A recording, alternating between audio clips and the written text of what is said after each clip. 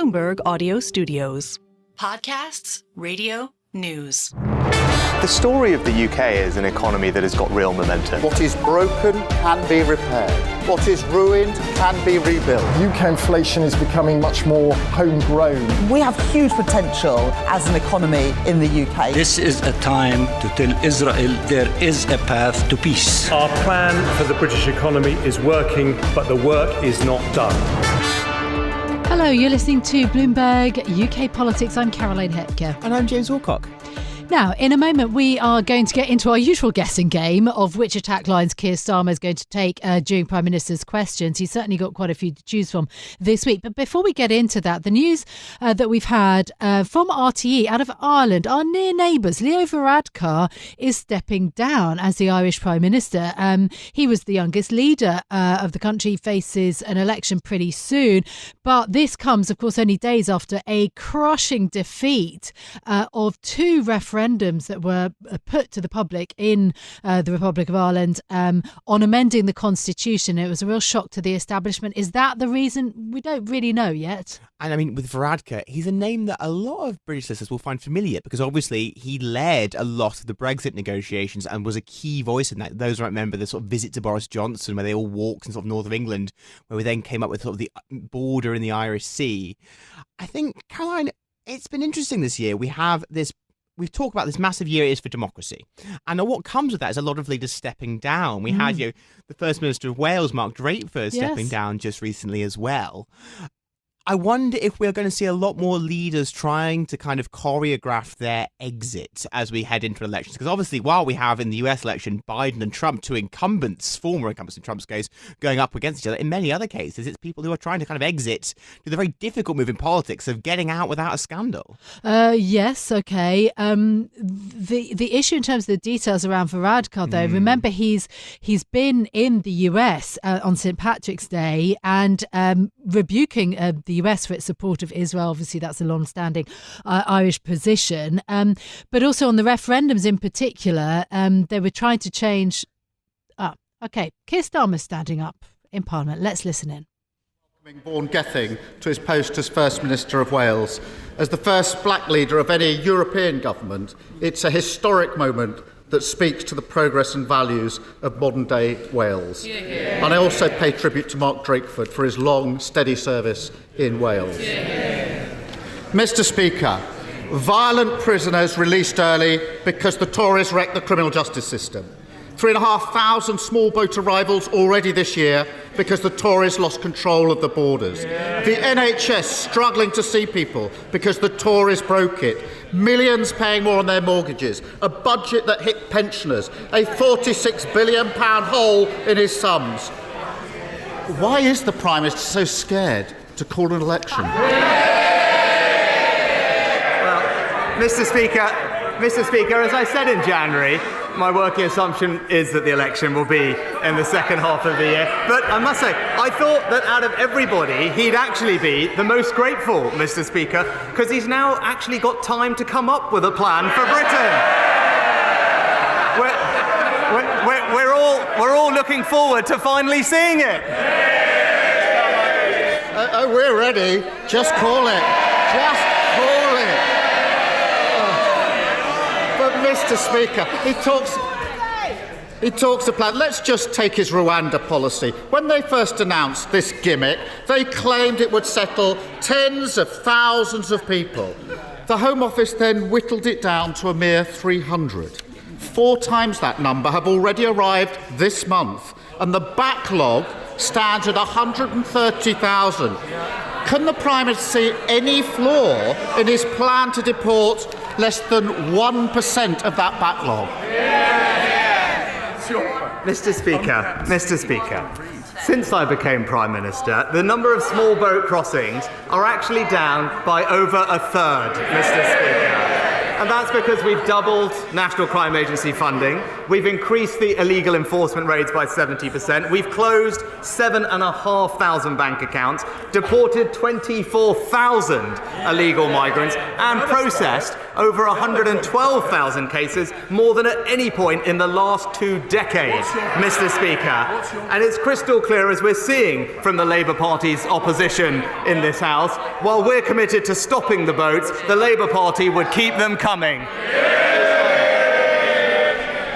The tragedy is, we know the Prime Minister doesn't even believe in the Rwanda gimmick. He tried to stop funding it, but he's now so diminished that his entire focus is stopping his MPs holding the sword of Damocles above his head, perhaps even literally in the case of the Leader of the House. His great hope is to percolate his party with a couple of empty planes, praying they won't notice when the flights stop going, the boat's still coming, and the costs keep mounting. How has he managed to spend £600 million of taxpayer money on a gimmick to deport 300 people? Mr. Speaker, it's crystal clear. Not only does the Labour Party not have a plan to fix this issue, but the truth is they don't actually care about fixing this issue. When he talks about the gangs, when we gave the police new powers to crack down on the people smuggling gangs, he spent months campaigning and voting against it. But thanks to our new laws, 900 criminals have been arrested. 450 have been convicted, serving over 370 years behind bars. If it was up to him, those criminals would still be out on our streets, Mr. Speaker. And the truth is, if he wasn't the Labour leader, he'd still want to be their lawyer.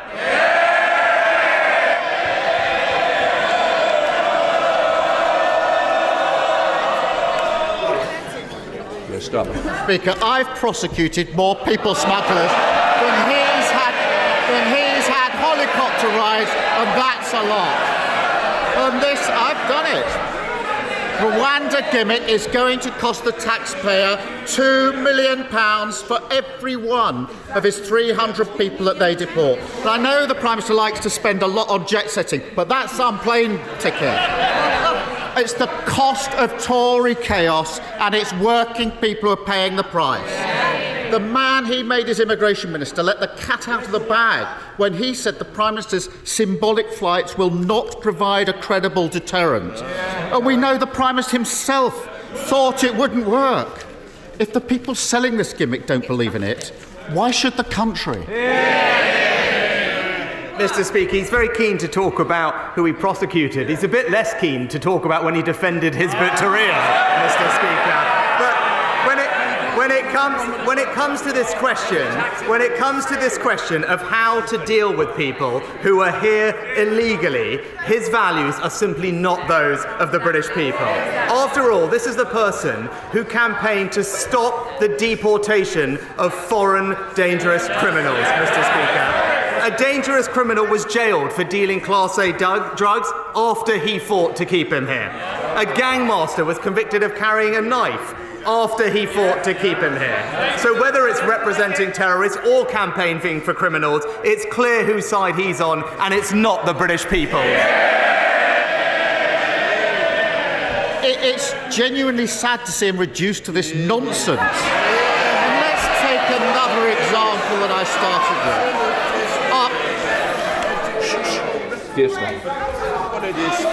After 14 years of Tory chaos in the prison system, the Justice Secretary is reduced to begging the Prime Minister either to send fewer offenders to prison or to release them even earlier. I must have got sympathy for anyone trying to get an answer out of the Prime Minister.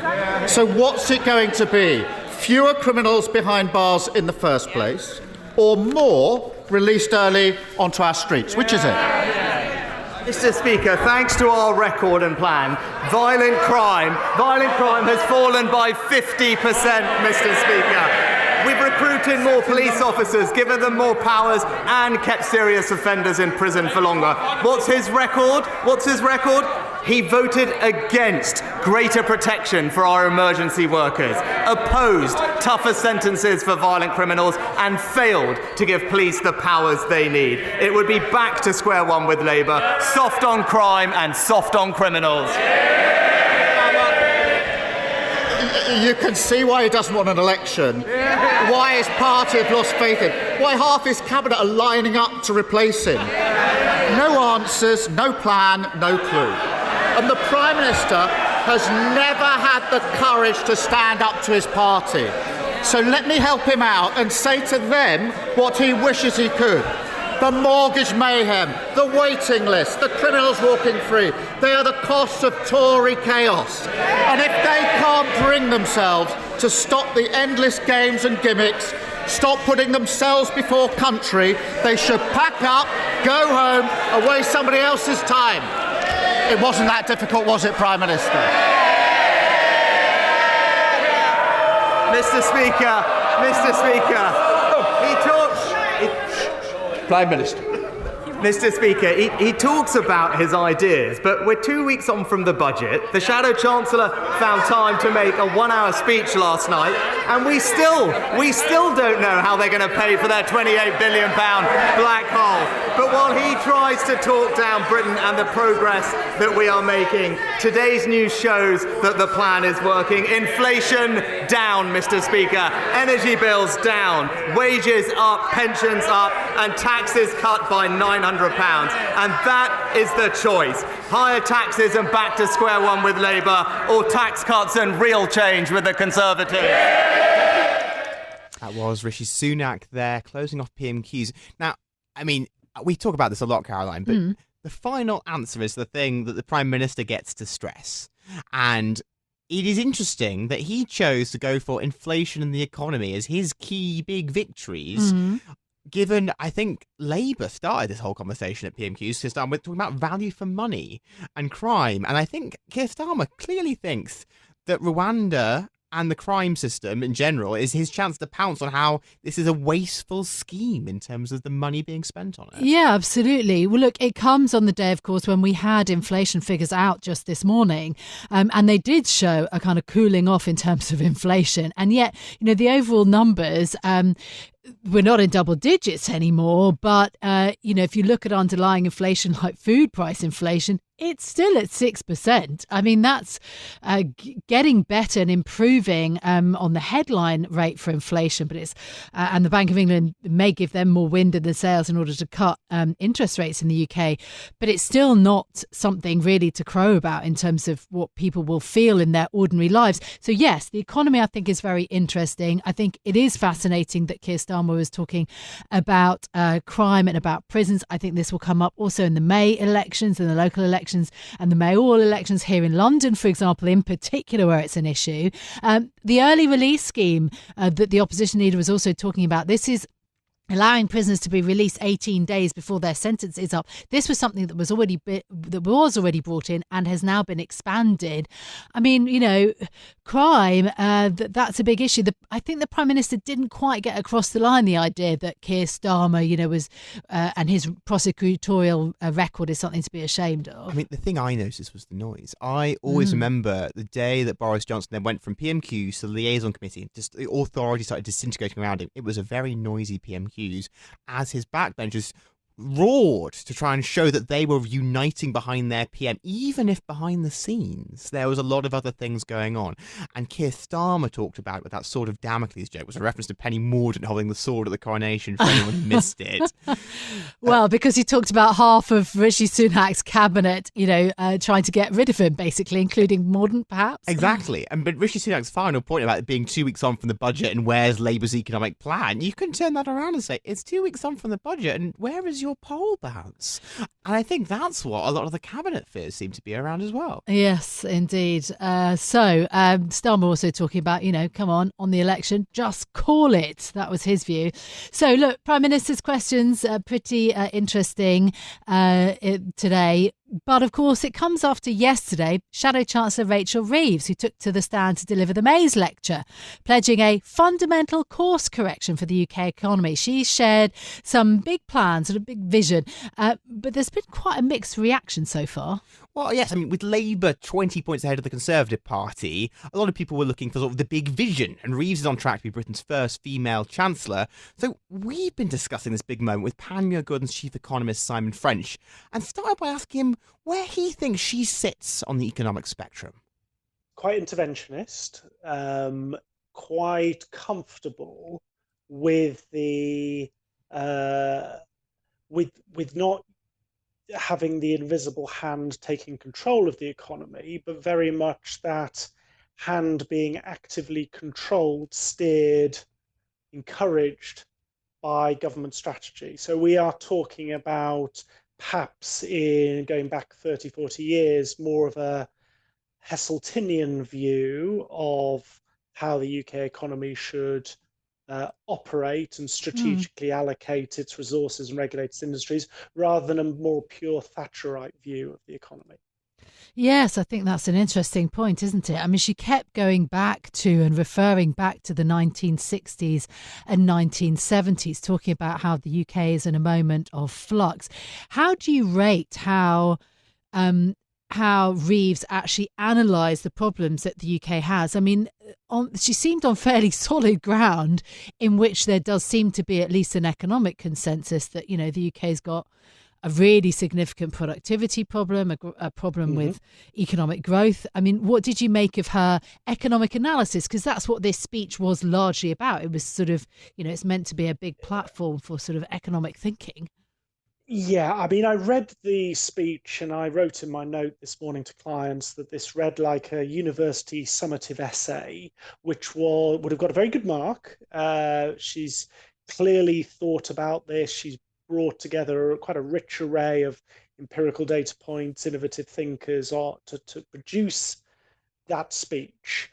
But it did read like an evaluation report of the UK economy rather than a vision.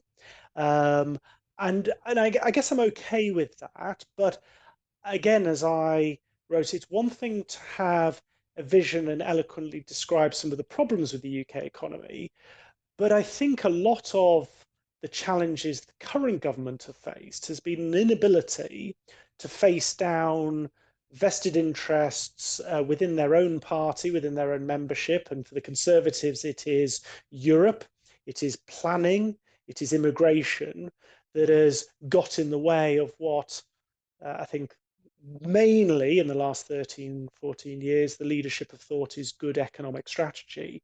And if it is to be a Labour government, and it is to have its economic policy dictated by Rachel Reeves, the degree to which the same vested interests, albeit with different agendas, and you can think in terms of employer rights, the role of the state, higher taxation, taxation on wealth and capital, the more traditional centre-left agenda, more socialist agenda, whether that will perhaps get in the way of what at the moment is quite a clean slate narrative, but the nature of government is you quickly get faced by some very real political and economic issues, and you need to try and plot a path through the two.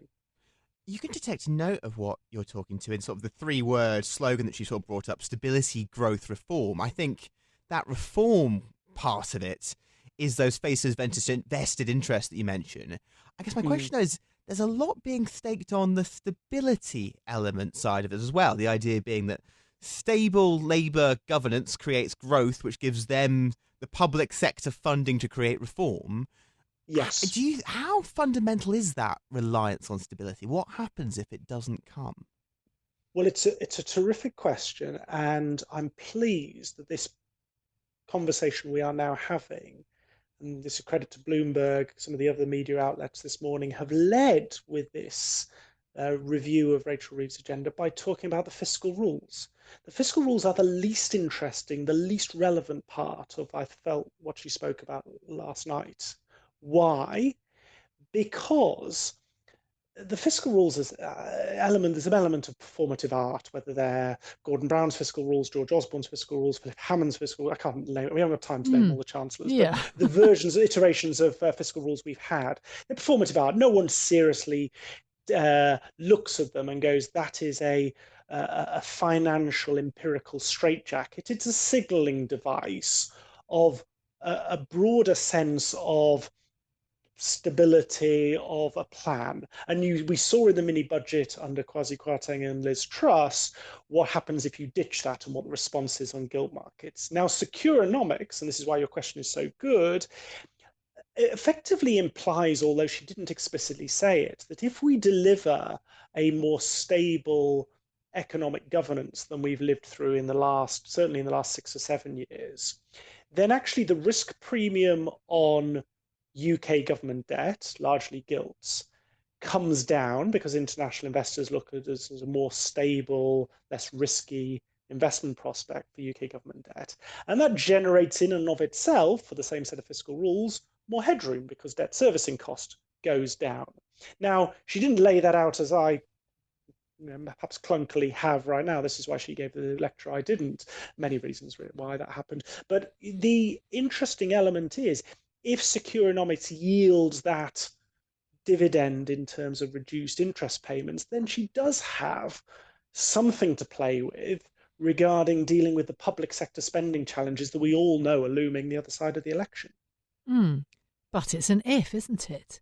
And surely, growth is about perhaps more than just that. I mean, she talked about, declinism in the UK and the need, for a new way forward. And I suppose that's it, isn't it? It's this speech, as you say, was kind of an academic exercise, wasn't it? It was Rachel Reeves in her comfort zone, talking about any economist that you care to name. But what about actually delivering on a real kind of momentum and boost? I mean, the UK needs to reverse that kind of declinist issue. And is Rachel Reeves the woman? Is the Labour Party the party to deliver that?